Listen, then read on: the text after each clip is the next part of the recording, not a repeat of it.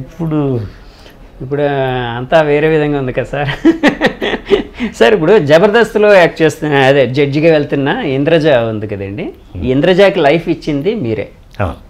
Telugu సౌత్లోని life ఇచ్చింది మీరే, ఎందుకంటే అమ్మ దొంగలో ఆ అమ్మాయి క్యారెక్టర్ పెట్టి ఆ అమ్మాయికి ఒక ఎలివేషన్ ఇచ్చారు. తర్వాత నెక్స్ట్ సినిమాలో ఆ అమ్మాయి ఏవో ఎక్స్ట్రాలు చేసిందని చెప్పి ఆ అమ్మాయిని ఏంటి సార్ అది? కేఆర్ విజయ గారు సొంత ఫ్లైట్స్ ఉన్నాయి. అవును, చాలా పెద్ద ఆవిడ ఇల్లే ఒక ఇంద్రభవనం. అవును. ఆవిడకి అమ్మ మీరు ఎంతమంది వస్తారు మైసూరు అంటే అందరం వస్తామండి. పేర్లు చెప్తే మా మేనేజర్ ఫ్లైట్ టికెట్స్ బుక్ చేస్తాం.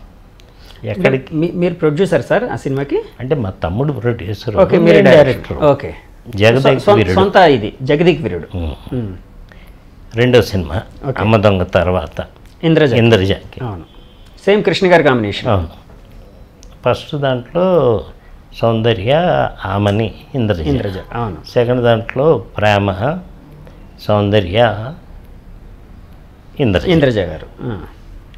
అంటే తను వద్దండి ఫ్లైటు ఇక్కడి నుంచి బెంగళూరులో దిగి బెంగళూరు నుంచి మళ్ళీ కారులో వెళ్ళే బదులు నేను ఇక్కడి నుంచి డైరెక్ట్గా కారులో వస్తే ట్రైన్లో వస్తాను, మా అసిస్టెంట్స్ అందరూ మా కారులో వస్తారు. నేను చాలా గొప్పగా ఫీల్ అయ్యా. మరి అంత గొప్ప ఆవిడ షీజ్ నాట్ ఆర్డినరీ. ఆ స్టేజ్ ఉండేవాళ్ళు అంత గొప్ప లావిష్నెస్ ఉండేవాళ్ళు. నేను ట్రైన్లోనే వస్తాను, పొద్దున 6ంటికి ట్రైన్, ఆ ట్రైన్లో వస్తుంది.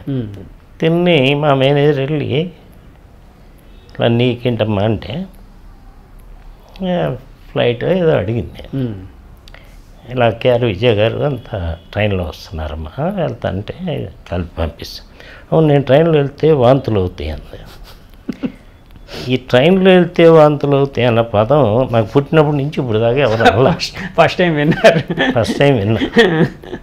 సరే తను ఎలాగొస్తే అలా రమ్మనండి. బస్ సిక్నెస్ ఉంటుంది కానీ ట్రైన్ సిక్నెస్ అనేది ఎప్పుడు ఎవరు వినరు. వాంతులు వస్తాయని అడిగి నేను ఒకటి చెప్పాను. ఆ అమ్మాయిని అనవసరంగా మనం ఎంకరేజ్ చేసాం. సరే దీంట్లో కూడా మంచి వేషం ఇచ్చాం. ఓకే, మనం న్యాయం చేసేస్తాం, మన నుంచి వెళ్ళిపోద్ది, మన సర్కిల్ నుంచి వెళ్ళిపోద్ది దాన్ని. ఆ అమ్మాయితో ఎవరు మాట్లాడదు సెట్లో. ఓకే, ఆ అమ్మాయి సెట్కి వచ్చే ముందు అందరికీ ఇన్స్ట్రక్షన్స్ ఇచ్చారు మీరు డైరెక్ట్గా? వచ్చింది, షూటింగ్ చేస్తున్నా, ఎవరు మాట్లాడట్లా. అలా ఎవరు మాట్లాడటానికి లేదు. ఎందుకంటే ఎవరన్నా మాట్లాడితే వాంతి చేసుకుంటుంది ఏమో, ట్రైన్లో వెళ్తే వాంతి చేసుకుంటుందట. మరి మాట్లాడితే కూడా వాంతి చేసుకుంటానికి అమ్మాయికి అవకాశం ఉంది, అందుకని ఎవరు మాట్లాడదు. అలా వారం రోజులు షూటింగ్ చేస్తున్నాం, ఎవరు మాట్లాడుతున్నాం. ఓన్లీ నేను మా తమ్ముడు కెమెరామెన్. షార్ట్ రెడీ అయినప్పుడు ఆ షార్ట్ చెప్పడం అంతవరకు, అంతే. అమ్మాయికి యాక్టింగ్ చెప్పడం. తర్వాత వచ్చి ఏడు చేసింది. అదండి తప్పమ్మా, నువ్వు ఇక్కడ నేను ఇక్కడ పెట్టాం. అవును, అది మెయింటైన్ చేసుకో. అవును, అది మా దగ్గర కాదు, నువ్వు ఇంకోటి దగ్గర చెప్పుకో అని ఏదో చెప్పాం. ఇంకా అక్కడి నుంచి మళ్ళీ వాళ్ళు తప్పైందని నాకు ఇంకెందుకు పడించుకుంటా సార్.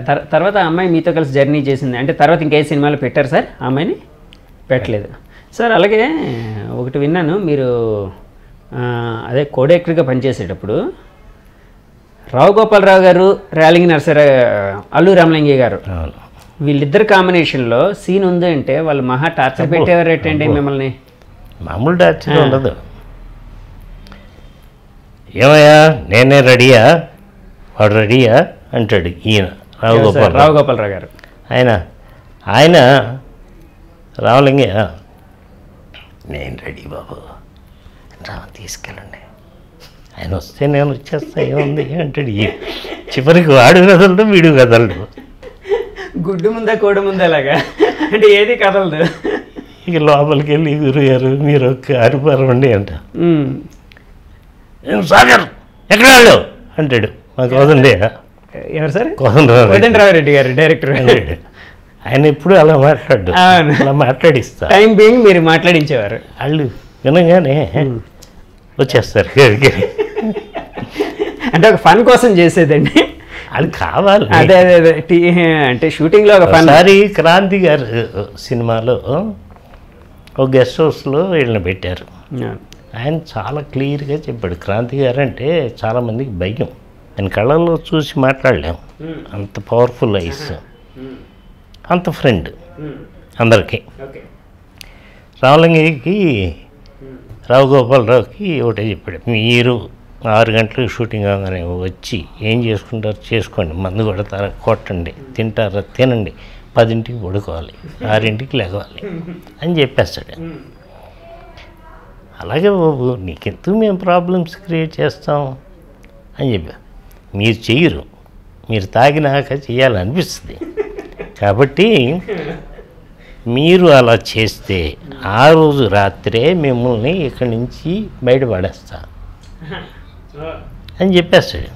మళ్ళీ వీళ్ళు రాత్రి పెంట, వాచ్మ్యాన్ గారి ఫోను, సార్ వీళ్ళు మళ్ళీ పెంట పెట్టారు సార్. ఆయన వచ్చి వీళ్ళకి రూమ్లో ఉన్నాయని తీసేసి రాస్తాడు. ఆయన ఆ టైంకి వచ్చేవారండి క్రాంతికుమార్ గారు. ఆయన ఫోన్ చేశాడుగా వాచ్మ్యాన్. ఆ గెస్ట్ హౌస్ ఏదో విఐపీలకి అని పెడతారు, అక్కడ నువ్వు తాగేసి అది పడగొట్టి ఇది పడగొట్టి అల్లరి చేస్తే ఆడి ఉద్యోగం పోద్ది. అట్లా అంటే వాళ్ళకి ఏంటంటే ఒక చిన్న ఫన్ చేయాలనిపించేది. అంటే మీతో సాన్నిహిత్యం ఉండేది కదండి వాళ్ళకి. మీ సినిమాల్లో, మీరు చేసిన సినిమాలో రావు గోపాలరావు గారు కానీ అల్లూరి రామలింగయ్య గారిని కానీ ఏదైనా ఏ సినిమాలో పెట్టారు సార్? ఏమైనా పెట్టారా ఎప్పుడైనా? పెట్టారు. సో కథ పరంగా ఆర్టిస్టులు ఎవరు ఇట్లా కానీ? అవును. మీరు యాక్చువల్గా సుమన్ గారిని, భానుచంద్ర గారిని పెట్టి సినిమాలు తీసే టైంలోనే కదండి సుమన్ గారు అనుకోకుండా ఒక బ్యాడ్ ఇన్సిడెంట్లో ఇరుక్కోవడం, అంటే ఒక ఆయన మీద ఒక అపవాదు రావడం, అనుకోకుండా ఒక స్కాండిల్ లాంటిది. అవును. ఆ టైంలో ఎఫెక్ట్ అయిన సినిమాలో మీదేమైనా ఉందండి? లేదు, ఎఫెక్ట్ అవ్వలేదు, కానీ చాలామంది ఎఫెక్ట్ అయ్యారు. ఓకే. అయితే నేను ఫ్రెండ్గా తనకేం చేయాలో చేశాను. యాక్చువల్గా అది అంటే ఆయన బ్లూ ఫిల్మ్స్ తీశారు ఇట్లా అని కదండి, యాక్ట్ చేశారనండి. ఏంటి సార్ అసలు అది? ఏ స్టేట్కైనా ఓ సీఎం, ఓ డీజీపీ, ఇంకొకళ్ళు కాంట్రాక్టర్స్ ఉంటారు కదా, లిక్కర్ కాంట్రాక్టర్, వీళ్ళ ముగ్గురే పవర్ఫుల్. ఏ స్టేట్కైనా అక్కడ ఎన్టీఆర్ పవర్ఫుల్, డీజీపీ పవర్ఫుల్. ఆయన డీజీపీ మలయాళీ, ఎంజిఆర్ మలయాళీ. ఒక లిక్కర్ కాంట్రాక్టర్ వడయార్, వాడు వెరీ పవర్ఫుల్. ఓకే. వీడి ఫ్రెండు, ఆడి ఫ్రెండ్ కమలాసన్లా ఉంటాడు, సుమన్ గారి ఫ్రెండ్. ఓకే. వాడు సమ్ రాష్ట్రపతికి రిలేషన్ అవుతాడు, అప్పటి రాష్ట్రపతికి. ఓ.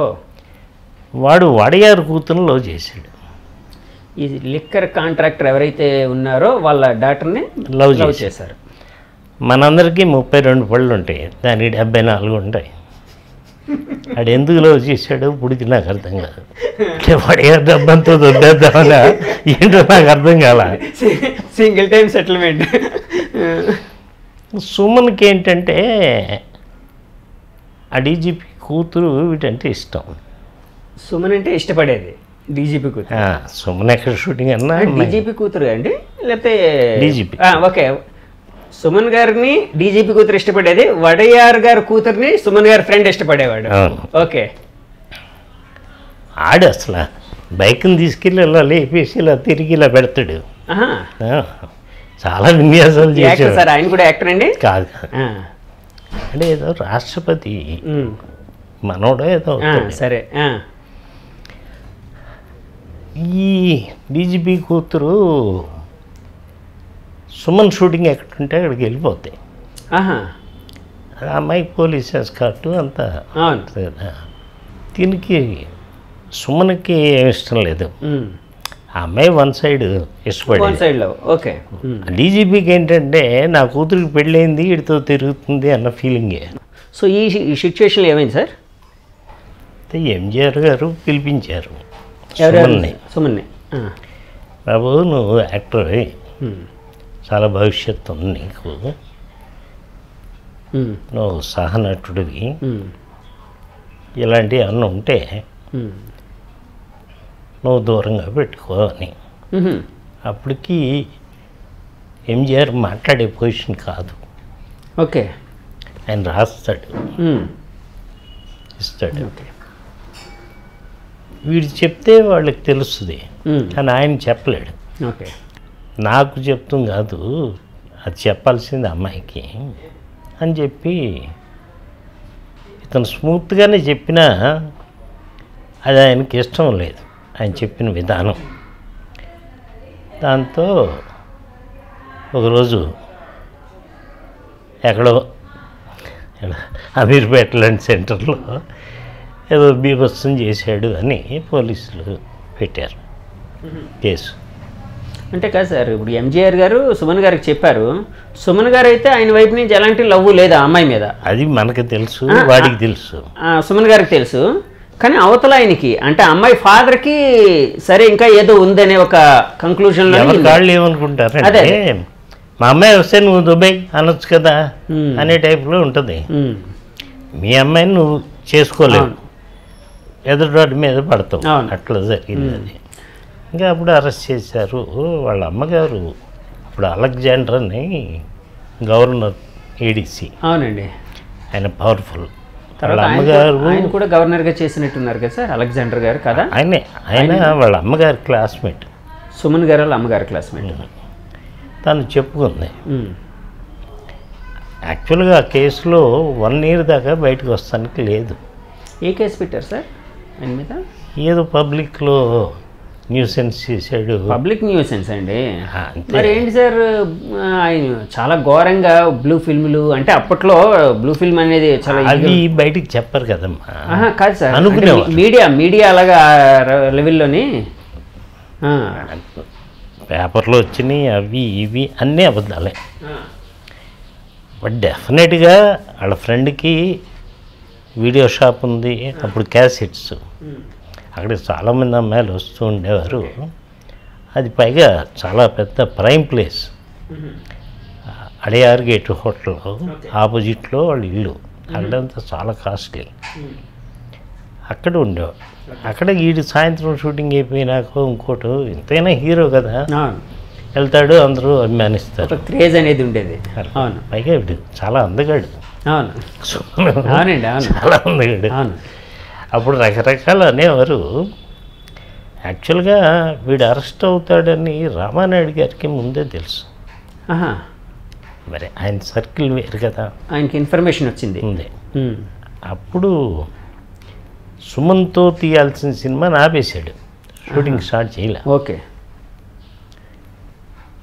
అంటే కొంచెం హై లెవెల్లో కొన్ని విషయాలు తెలుస్తూ అదే అదే. అవునండి. అవును. సో అది బయటికి చెప్పకుండా ఆపేశారు. తర్వాత తెలుస్తాయి కదా. అవునండి. అవును. సో సుమన్ గారు వాళ్ళ మదర్ సహాయంతో ఆయన అలెగ్జాండర్ గారికి అంటే అప్పుడు గవర్నర్ గారికి ఫ్రెండ్ అవ్వడం వలన ఏడీసీ సో ఆ విధంగా బయటపడగలిగారండి ఆయన. కానీ జైల్లో ఉన్నారు కదా సార్ చాలా కాలం.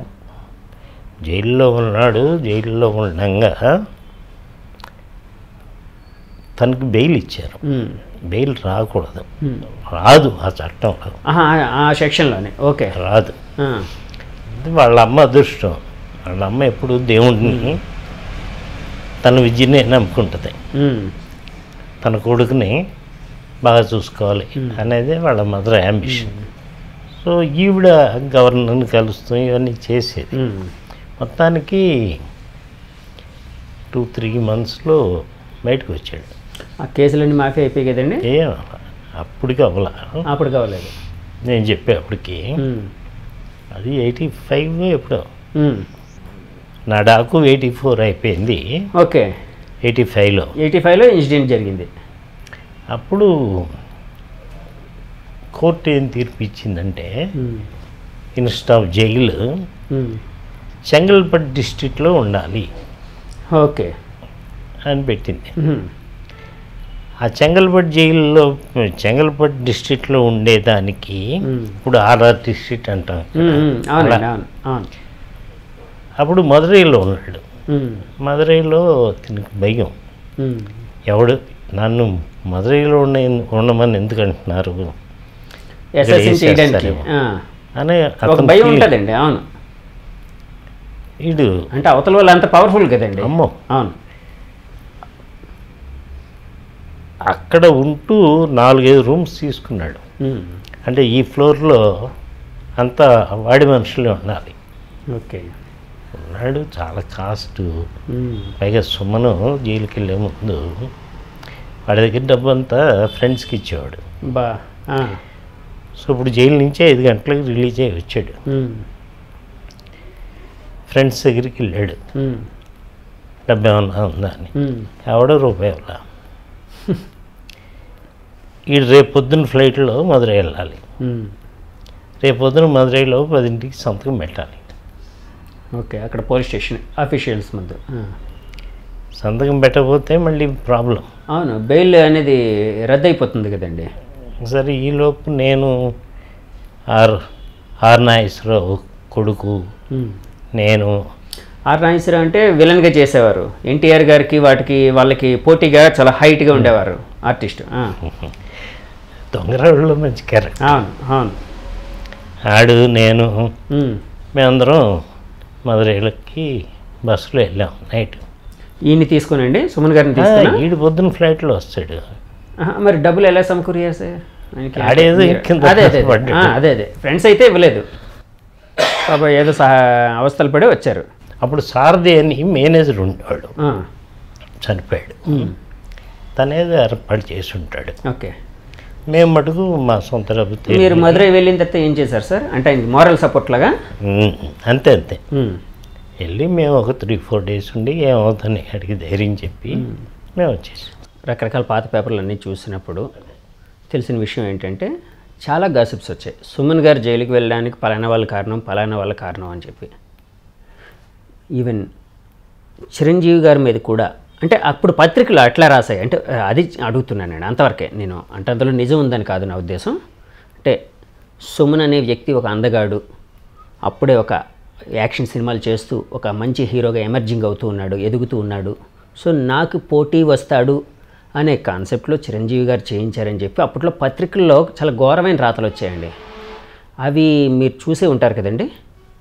అప్పుడు అవి చూసినప్పుడు మీకు ఏమనిపించింది సార్? అవన్నీ అబద్ధాలు. అప్పుడు చిరంజీవి పెద్ద హీరో కాదు,